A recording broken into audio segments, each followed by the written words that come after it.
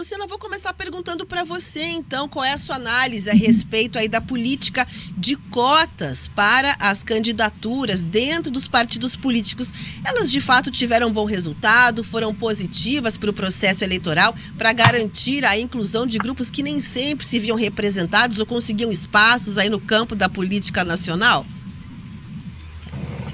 Olha, primeiro parabenizo pelo programa por trazer uma pauta tão importante para a gente conversar, que é a questão de a gente ter cotas, né, na política. Primeiro que se convencionou que as cotas são para mulheres. Por que se convencionou que são para mulheres, apesar da lei falar que é por gênero, né? Poderia ser 70% de homens, quer dizer, é 70% de homens, mas poderia ser 70% de mulheres e 30% de homens, por exemplo. Ou o ideal seria 50-50. Se convencionou que é de mulheres justamente porque a política ela ainda não é entendida como um espaço onde é comum ter mulher. Ainda não é natural ter mulher na política, infelizmente. Nós temos quase um século de sufrágio feminino, né? Vamos pensar que foi em 1932 que a mulher pôde votar, e a gente ainda não chegou ainda a um século. Então, essa história da participação feminina na política, ela vai caminhando realmente a passos lentos, e se não fossem essas cotas, com certeza os nossos números seriam muito menores.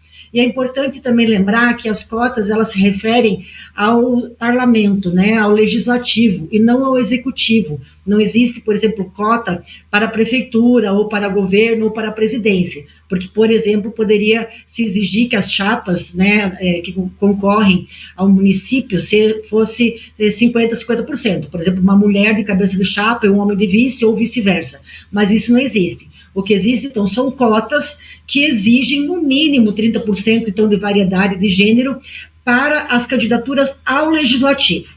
Isso nos trouxe, né, nesse 2024, primeiro, a essa discussão, que eu creio que a gente já deveria estar isso como consolidado, que é preciso realmente ter as cotas para que as mulheres participem, porque existe dentro dos partidos o que a gente chama de gatekeepers.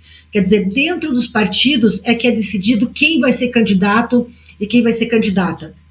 Eu, pessoalmente, já presenciei um líder de um partido político dizer, que homem que nós vamos tirar para botar essas mulheradas aí, nesse tom, nesse vocabulário.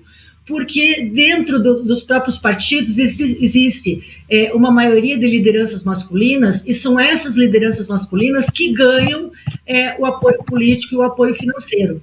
E aí vai explicar uma outra política afirmativa, que é o financiamento das campanhas. Porque não adianta ter uma candidatura feminina se essa candidatura feminina ela não é competitiva. Então, tem esse outro aspecto a gente considerar.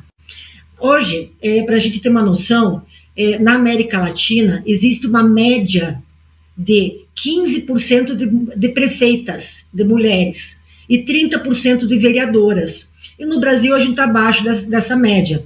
Então, no Brasil, a gente ainda precisa avançar nesse sentido de eleger mulheres, não apenas mulheres candidatas, mas também mulheres eleitas.